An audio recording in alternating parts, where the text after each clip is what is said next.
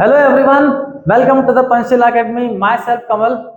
और हम आज आ गए हैं हमारे एक क्यूट सा टॉपिक पर, जहां हम लोग डिस्कस करने जा रहे हैं गैल्वेनोमीटर पर। ओके, तो बच्चों आप सभी का स्वागत है आज के हमारे छोटे से लेक्चर के अंदर, जहां हम किसकी बात कर रहे हैं? गैल्वेनोमीटर की। जी हाँ, उसी गैल्वेनोमीटर की जिसका हम यूज करते हैं छोटी छोटी करंट को सेंस करने में।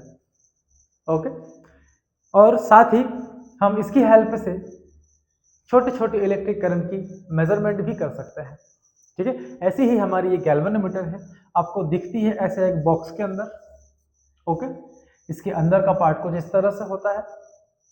ठीक है, तो इसी पर बेस्ड आज का ये लेक्चर है। तो बात करते हैं हम गैल्वेनोमीटर पर। ओके, तो सबसे पहले हम इसको डिफाइन करते हैं। Okay, galvanometer, a device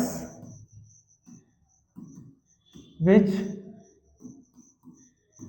help to sense or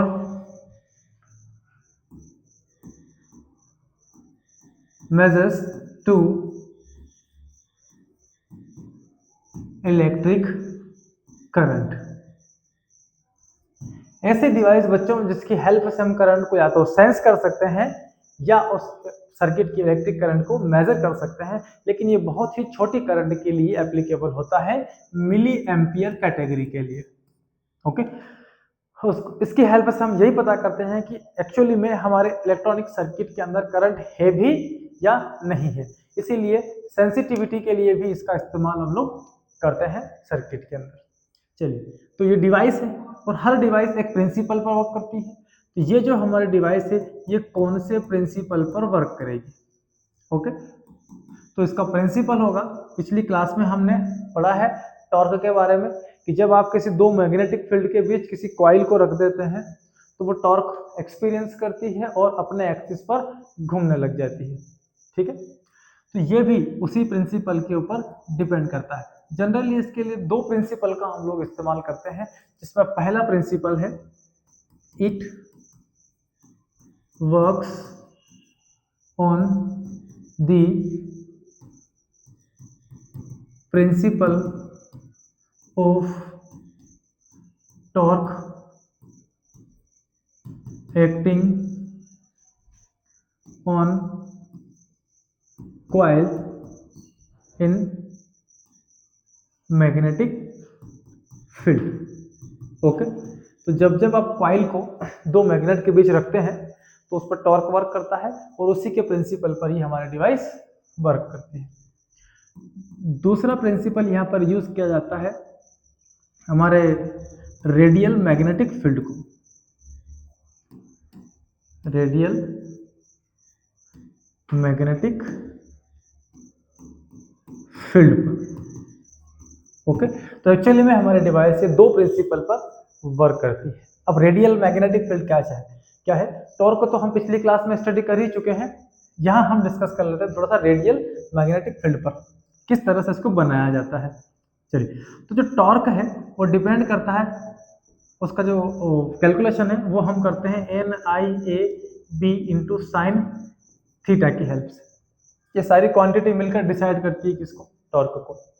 लेकिन जब आप गैल्वेनोमीटर बनाते हैं या कॉइल हमारे डिवाइस बनाते हैं, उस समय number of turn, area of cross section of wire, B magnetic field, I electric current, ये सारी चीजें कुछ समय के लिए कांस्टेंट हो जाती है। वैसे नंबर ऑफ टर्न, एरिया और मैग्नेटिक फील्ड ये तो डिवाइस के बनने के साथ ही कांस्टेंट हो जाती है, और करंट जो हम सर्किट से सप्लाई करते हैं उसके लिए ये कांस्टेंट हो गया। अब जो टॉर्क है इसके लिए ये सब तो कांस्टेंट हो गए।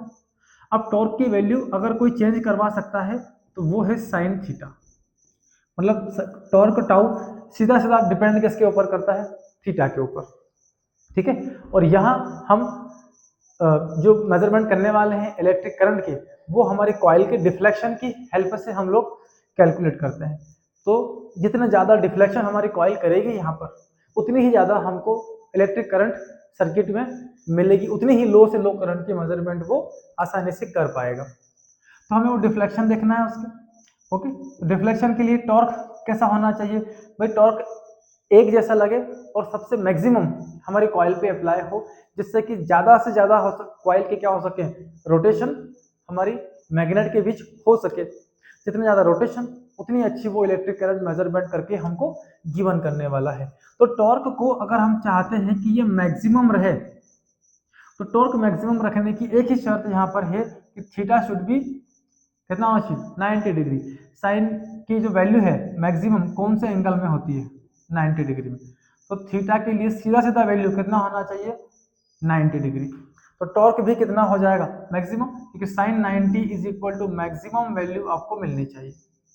ओके, अगर आप ये अरेंजमेंट कर लेते हैं तो साइन की जो टॉर्क की एक लास्ट डिपेंडेंसी थीटा बचा था, उसे भी आप क्या कर सकते हैं, कांस्टेंट कर सकते हैं यहाँ पर। इट मीन्स जब जब एंगल 90 डिग्री रहेगा तब तब टॉर्क तो मैक्सिमम होगा। और अगर हम यही कंडीशन हर बार कर दें तो टॉर्क हर बार, कॉइल चाहे वो अपने एक्सिस पर ऐसे घूम रही है, लेकिन टॉर्क हर बार कितना रहे, मैक्सिमम।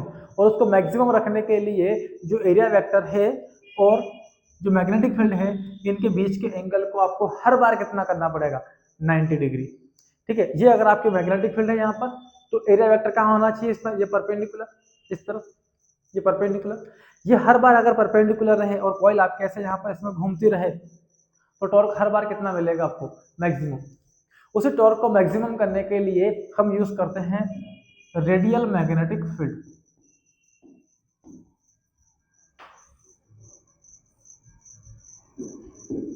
रेडियल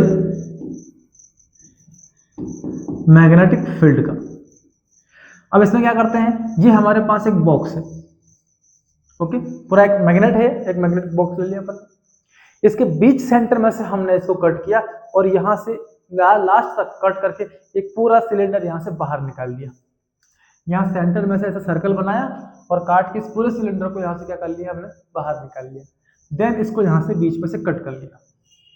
ओके, तो इसके दो हिस्से मिलेंगे हमको। एक हिस्सा हमारे पास कुछ इस तरह से ये मिलेगा और दूसरा हिस्सा हमारे पास इस तरह से ये मिलेगा।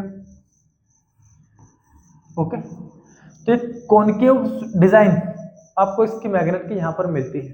ठीक है, अब हमारी जो कॉइल है वो हम इसके बीच यहाँ रखने वाले हैं। ठीक है, अब ये वाला जो एंड है ये बन गया इस मैग्नेट का नॉर्थ पोल और ये क्या बन गया इसका साउथ पोल। ओके, तो नॉर्थ से मैग्नेटिक फील्ड निकलेगी और कहाँ जाएगी, साउथ की तरफ। तो नॉर्थ से मैग्नेटिक फील्ड यहाँ से निकलती है और ये साउथ पर पहुँच जाती है। यहाँ से निकलेगी नॉर्थ से और यहाँ जब पहुँच जाएगी साउथ पर, यहाँ से मैग्नेटिक फील्ड निकलेगा और ये पहुँच जाएगा साउथ पर। इस तरह से सारी मैग्नेटिक फील्ड नॉर्थ से निकलते हुए किधर जा रही है, ये साउथ की तरफ। ओके, ये सारी मैग्नेटिक फील्ड लाइंस यहाँ से इस तरह से पहुँच जाती है।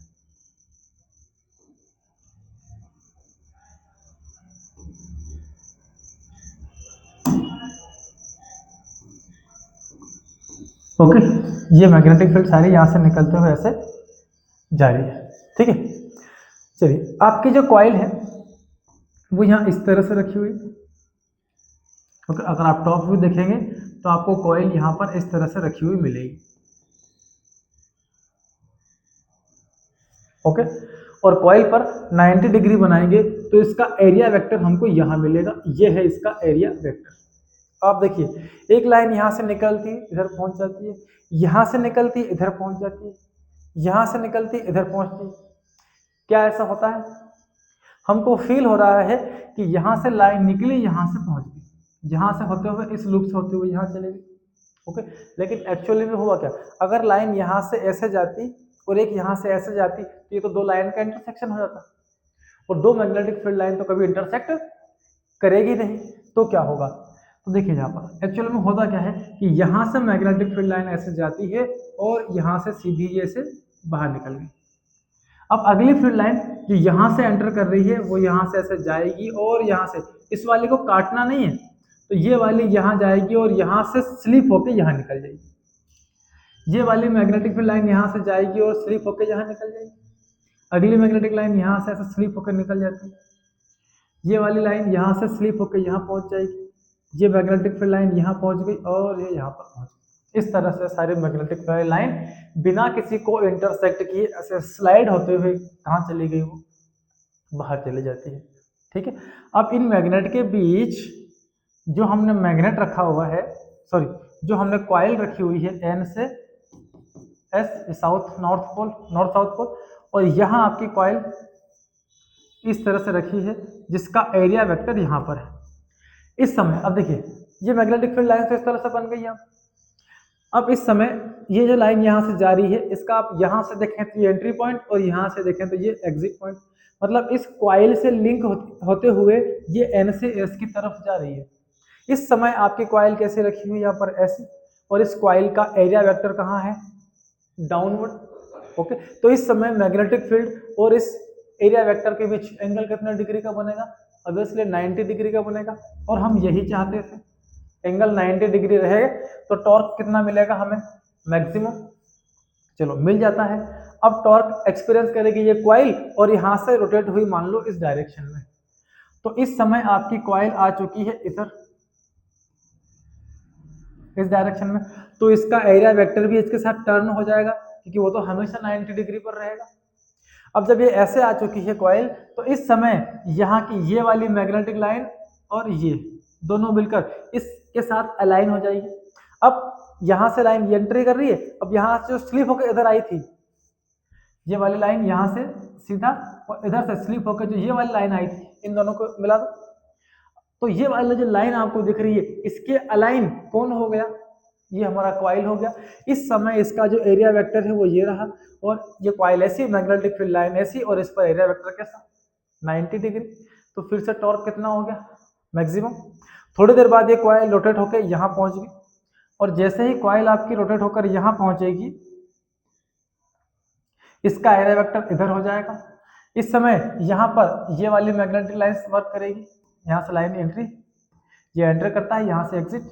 इस समय ये वाली लाइन वर्क करेगी, तो जो पूरी कॉइल यहाँ घूमती रहेगी जब तक इस मैग्नेटिक फील्ड के अंदर, तब तक इस कॉइल और एरिया वेक्टर के बीच का जो एंगल है वो हमेशा कितना मिलेगा आपको, 90 डिग्री। और यही बेनिफिट होता है कि इस मैग्नेटिक फील्ड को हम रेडियल बना लेते हैं। क्या बनाया हमने, ये रेडियल मैग्नेटिक फील्ड, ताकि हम टॉर्क को क्या कर सके, मैक्सिमम कर सके। टॉर्क मैक्सिमम होगा तो यहाँ हमें कॉइल के डिफ्लेक्शन भी मैक्सिमम मिलेंगे, और हमको जो इलेक्ट्रिक करंट मिलेगी वो हम अच्छे से कैलकुलेशन उसकी कर पाएंगे। तो हमारा गैल्वेनोमीटर इन्हीं दो प्रिंसिपल के ऊपर वर्क करता है। ओके बच्चों, चलिए दोनों चीजें क्लियर है, तो हम चलते हैं इसके वर्किंग प्रिंसिपल की ओर। अब आपको क्या चाहिए, गैल्वेनोमीटर बनाना है। ओके चलो, तो यहां पर हम एक कॉइल लेते हैं,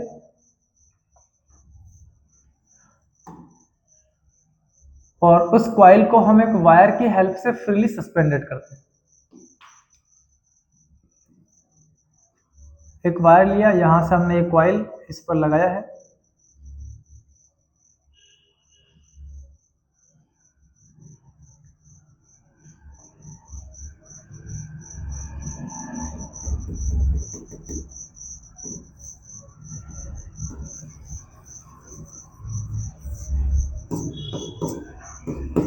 ये टर्मिनल T1 है, और यहां से इस वायर को कनेक्ट करते हुए हमने ये टर्मिनल T2 बना लिया है।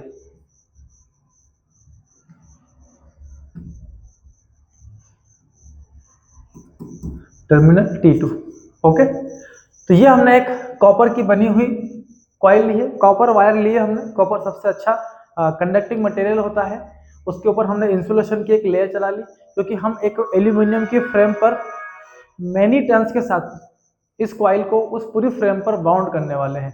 अब ऐसे हजारों राउंड होंगे, ठीक है, तो सब राउंड की करंट एक दूसरे में पास ना हो, इसीलिए हम कॉपर के ऊपर क्या लगा देते हैं, इंसुलेशन लगा देते हैं, और उसी की कॉइल बनाते हुए इस फ्रेम के ऊपर बाउंड कर देते हैं, और इसको हम रख देते हैं एक स्ट्रॉन्ग मैग्नेटिक फील्ड के अंदर, यहां से नॉर्थ पोल और ये साउथ पोल। ओके, तो हमने क्या किया, ये हमने एक स्प्रिंग इसके साथ यहाँ लगा दिया है, एक थिन वायर के साथ। सबसे पहला हम वर्क करेंगे यहाँ पर, we choose a coil made up of insulated copper wire and freely suspended with a thin wire and spring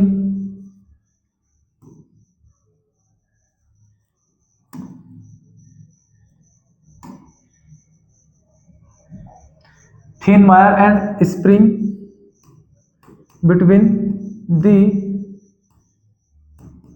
strong magnet Ns. Okay, a torque is experienced by coil and rotating between the magnet. Okay, when current is sent to the coil. Okay, current supply करेंगे हम इस coil के अंदर, है ना। हमारा circuit से current supply होगी इस कॉइल में, यहाँ से होते हुए ये करंट यहाँ पर चलते हुए कहाँ जाएगी, इस कॉइल से होते हुए इस टर्मिनल से बाहर निकलती है। ठीक है, तो जैसे ही आप किसी कॉइल को फ्रीली सस्पेंडेड करते हैं इन दो मैग्नेट के बीच, तो वो टॉर्क को एक्सपीरियंस करती है और इसके बीच क्या कर देती है, रोटेशन स्टार्ट कर देती है। अब रोटेशन स्टार्ट करेगी, डिफ्लेक्शन होगा, तो इसी के साथ करंट की मेजरमेंट करने के लिए हम एक पॉइंटर और एक स्केल कनेक्ट कर देते हैं। ए पॉइंटर एंड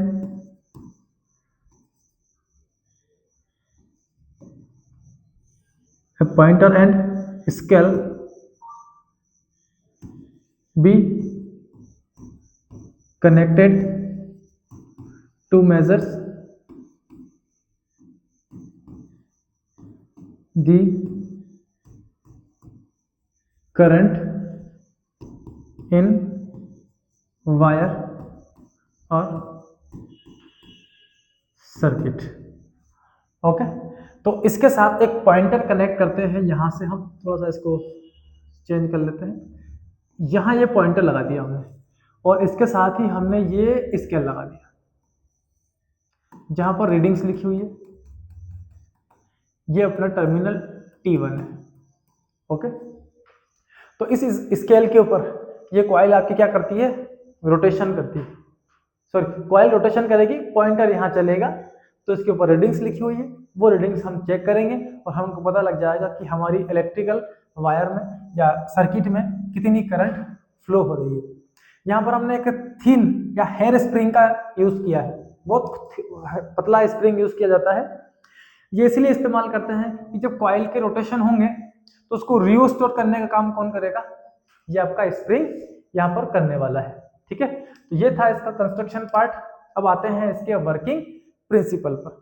जैसे ही आप यहाँ करंट सप्लाई करेंगे इस कॉइल के अंदर, उस करंट सप्लाई से इसमें क्या होगा, टॉर्क लगना स्टार्ट हो जाएगा, क्योंकि यहाँ पर नॉर्थ से साउथ के बीच ये मैग्नेटिक फील्ड इस तरह से जनरेट। ओके, और जैसे ही करंट फ्लो होगी हम राइट हैंड रूल लगाएंगे और देखेंगे कि ये कॉइल पर कहाँ लग रहा है फोर्स, इसके दोनों। कल हमने बात की थी टॉर्क पर।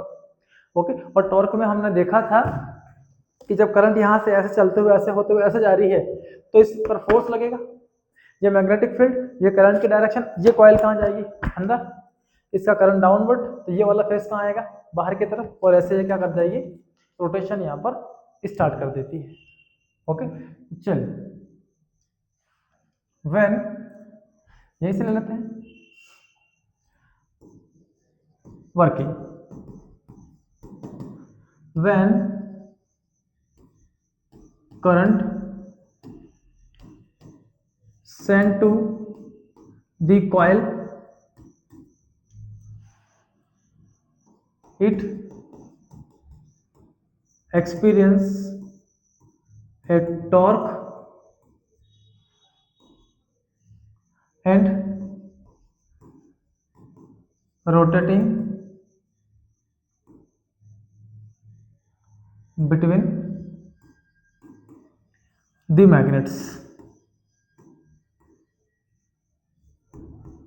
ओके, रोटेशन करना है, स्टार्ट करती है, तो टॉर्क कितना, वो टॉर्क होगा हमारा tau is equal to N I A B into sine theta, into sine theta. But हमने रेडियल मैग्नेटिक फील्ड क्यों बनाया था, थीटा के लिए, theta is 90 degree, then sine 90 is equal to 1, so torque is equal to N I A B. Okay, और sine का कोई role नहीं बचा, इसको बनाया हमने फर्स्ट इक्वेशन। ओके, तो थीटा तो 90 डिग्री है, इसीलिए इसकी मैक्सिमम वैल्यू हमें 1 मिल जाएगी, टॉर्क भी हमें कितना मिल गया, मैक्सिमम। अब आपकी जो कॉइल रखी है कहाँ पर, दो मैग्नेट के बीच, उसके बीच क्या लगना शुरू हो गया, टॉर्क लगना शुरू हो गया, और टॉर्क लगने से ये इसको बाहर खींचेगा, ये वाला इसको अंदर ले जाएगा। तो जो कॉइल यहाँ रखी हुई है आपकी, वो यहाँ पर क्या घूम करेगी, घूमने लग जाएगी, उसका रोटेशन स्टार्ट हो जाएगा, टॉर्क अप्लाई होना स्टार्ट हो जाएगा। देन अब जैसे ही टॉर्क उसमें लगना स्टार्ट होगा, उसमें डिफ्लेक्शन आना स्टार्ट होगा, ये स्प्रिंग क्या करेगा, उसको रिस्टोर करने की कोशिश करेगा। ओके, तो ये रिस्टोरिंग टॉर्क क्या करेगा, जनरेट करना स्टार्ट कर देगा। कॉइल आपकी घूम रही है इस डायरेक्शन में, और स्प्रिंग इसको रोकने की कोशिश करेगा इस डायरेक्शन में, तो ये रिस्टोर कर रहा है कॉइल को वापस अपनी जगह लाने के लिए। ओके, तो इस तरह से जो स्प्रिंग लगा हुआ है उसके अंदर एक रिस्टोरिंग टॉर्क डेवलप होगा। So when torque acting on coil, a restoring torque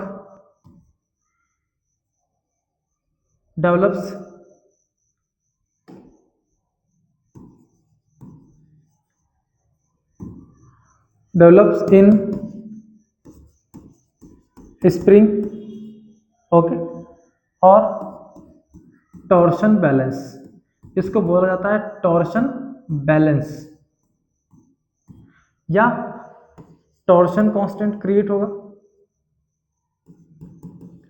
torsion constant हमारे स्प्रिंग में क्रिएट होना स्टार्ट हो जाएगा। ओके, तो जैसे ही ये कॉइल यहाँ पर हमारी रोटेट होगी मैग्नेटिक फील्ड के अंदर, स्प्रिंग जो यहाँ लगा हुआ है वो स्प्रिंग इस डायरेक्शन में अपने टॉर्शन क्रिएट करना स्टार्ट कर देगा। कॉइल आपकी रोटेट हो रही है इस डायरेक्शन में, और स्प्रिंग एक अपोजिट, एक रिस्टोरिंग टॉर्क क्रिएट करना स्टार्ट कर देगा। ओके, अगर कॉइल आपकी 1 डिग्री डिफ्लेक्ट हो रही है तो ये अपना टॉर्शन कांस्टेंट के क्रिएट कर लेगा, मींस ट्विस्ट, तो वायर और स्प्रिंग में ट्विस्ट क्रिएट होगा। ओके, और ये है रिस्टोरिंग टॉर्क। अगर कॉइल 1 डिग्री पर डिफ्लेक्ट होती है, 1 डिग्री का ट्विस्ट इसमें आता है, तो रिस्टोरिंग टॉर्क के हो जाता है। अगर 2 डिग्री पर डिफ्लेक्ट होती है तो ये 2 के हो जाएगा, 3 डिग्री डिफ्लेक्ट होती है तो ये कितना हो जाएगा, 3 के हो जाएगा। इस तरह से डिफ्लेक्ट होते होते हैं, अगर स्प्रिंग में हमारा ट्विस्ट 5 क्रिएट होता है तो ये रिस्टोरिंग टॉर्क कितना डेवलप कर लेगा, K5। हमारी कॉइल ऐसे रोटेट कर रही है और ट्विस्ट स्प्रिंग या वायर के अंदर इस डायरेक्शन में क्रिएट हो रहे हैं। अगर 1 डिग्री का ट्विस्ट K हो तो 2 डिग्री का 2K हो जाएगा, 3 डिग्री का 3K हो जाएगा। ऐसे ही 5 डिफ्लेक्शन होने पर नेट रिस्टोरिंग टॉर्क कितना हो जाएगा हमारा, K × 5। और यही वो रिस्पॉन्सिबल फोर्स है जो इस स्प्रिंग के अंदर रिस्टोरिंग टॉर्क के फॉर्म में जनरेट हो रहा है। So restoring torque in spring, restoring torque, okay, torque is equal to ये क्रिएट होगा, ये रिस्टोरिंग टॉर्क है K इंटू 5, ओके। अब जैसे जैसे कॉइल के डिफ्लेक्शन होंगे, ये आपका जो टॉर्शन कांस्टेंट है या जो ट्विस्ट हमारे स्प्रिंग के अंदर थिन वायर के अंदर क्रिएट हो रहे हैं वो धीरे धीरे बढ़ते जाएंगे, और after some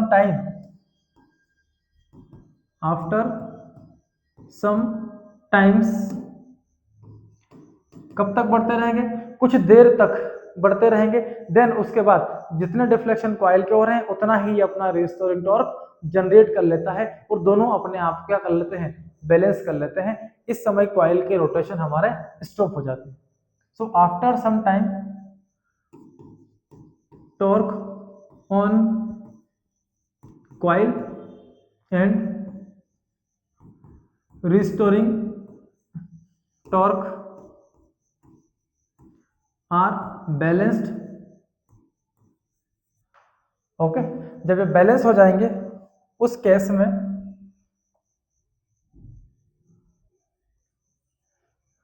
torque N I A B, so N जब बैलेंस हो जाएंगे तो जो कॉइल में टॉर्क क्रिएट हो रहा है और जो ट्विस्ट यहाँ हमारे स्प्रिंग के अंदर क्रिएट हो रहा है दोनों इक्वल हो जाएंगे। So N I A B is equal to K into 5।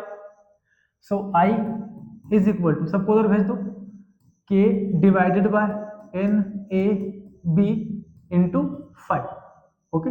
Here K by N A B, this all are constants, और इन सबको हम बोलेंगे this are the galvanometer constants, क्योंकि ये सब मिलकर, ठीक है, क्या करेंगे, सबकी अपनी अपनी एक कांस्टेंट वैल्यू है, तो इन सबको अलग अलग ना लिखते हो हमने सिर्फ एक कांस्टेंट का यूज किया और उसका नाम रख दिया क्या, गैल्वेनोमीटर कांस्टेंट।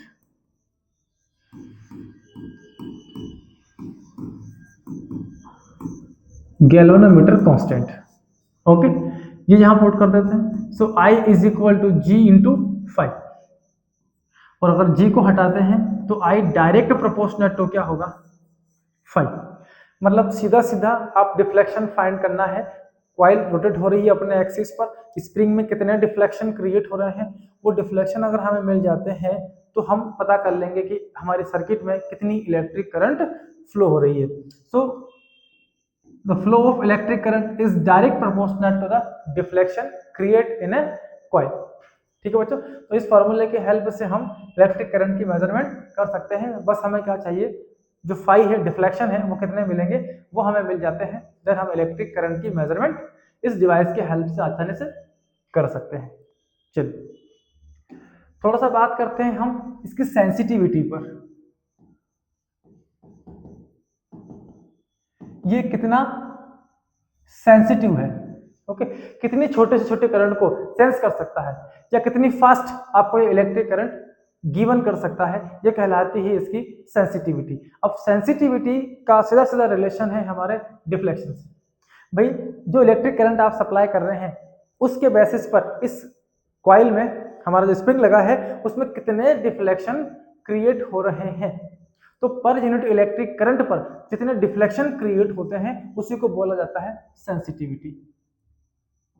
सो डिफ्लेक्शन पर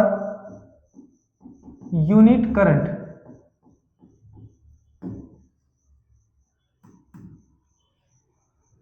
is called sensitivity of galvanometer,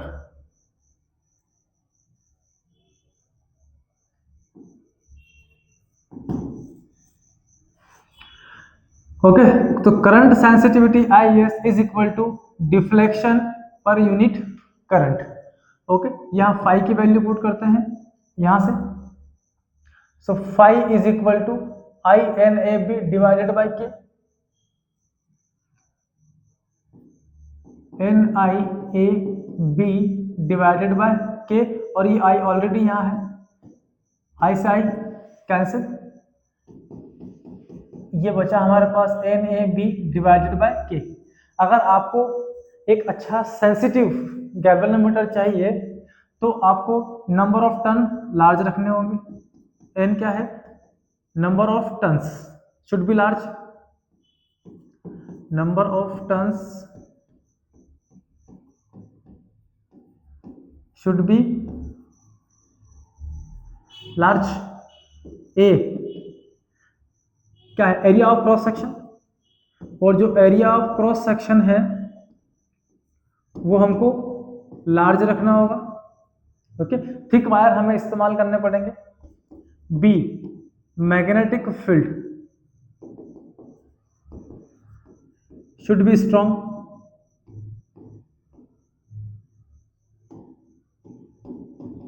एक हैवी मैग्नेटिक फील्ड का हमें यूज करना पड़ेगा, ठीक है। और के शुड बी स्मॉल, क्योंकि ये कहाँ है, इसके रेसिप्रोकल में, इनवर्स में है, तो के की वैल्यू जितनी कम होगी, के मींस स्प्रिंग, स्प्रिंग जितने सॉफ्ट हम यूज करेंगे, ओके, उतने कॉइल में रोटेशन ज्यादा होंगे, ओके, और उतने ही डिफ्लेक्शन की हेल्प से हम इलेक्ट्रिक करंट की मेजरमेंट कर सकते हैं। तो के की वैल्यू हमें काफी स्मॉल रखनी है यहाँ पे। इसी में वोल्टेज सेंसिटिविटी और ले लेते हैं। तो वोल्टेज सेंसिटिविटी, ओके, तो यहां पर जो वोल्टेज सेंसिटिविटी है, this is also depends on deflection per unit volt. जो डिफ्लेक्शन पर यूनिट वोल्ट पर होंगे that is known as voltage sensitivity. So phi की वैल्यू हम फिर से पुट करते हैं, N I A B divided by K into B. So V S equal to I by V, ये होगा हमारा resistance, voltage equal to current into resistance. तो ये आई बाई वी इधर ले आओ, तो 1 upon R is equal to ये क्या होगा, I upon V. I by V की प्लेस पे आप क्या रख सकते हैं, 1 अपॉन आर। सो ये N A B divide by R into क्या मिल गया, के, ओके। तो वोल्टेज सेंसिटिविटी डायरेक्ट प्रोपोर्शनल होती है किसके, रेजिस्टेंस की। रास्ते का रेजिस्टेंस जितना कम होगा, वोल्टेज सेंसिटिविटी इस डिवाइस की उतनी ही अच्छी आपको मिलने वाली है। अब ध्यान रहे, रेजिस्टेंस अगर आप डिक्रीज करने जाओगे तो लेंथ डिक्रीज करनी पड़ेगी, नंबर ऑफ टर्न्स आपको डिक्रीज करने पड़ेंगे, ठीक है। तो वोल्टेज सेंसिटिविटी हमारा रेजिस्टेंस के ऊपर डिपेंड करती है, बाकी चीज अगर आप कांस्टेंट कर लेते हैं तो, ओके। तो ये था हमारा गैल्वेनोमीटर, ओके, जिसमें हमने बात की गैल्वेनोमीटर डिवाइस क्या होती है, कौन से प्रिंसिपल पर वर्क करती है, वोल्टेज सेंसिटिविटी क्या होती है, और करंट सेंसिटिविटी क्या होती है। तो आज के लेक्चर में हम इतने ही डिस्कस करेंगे, ओके। नेक्स्ट लेक्चर में हम लोग डिस्कस करेंगे शंट पर। भाई ये जो डिवाइस हमारे पास है ये बहुत ही लो करंट की मेजरमेंट करती है, ओके, और इसकी कॉइल जब हाई करंट इसको मिलती है तो वो जल जाती है।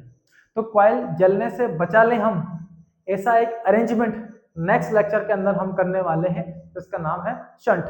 तो शंट के लिए हम आएंगे नेक्स्ट लेक्चर पे। आज के लेक्चर में इतना ही, ओके, चलते हैं, ऑल दी वेरी बेस्ट।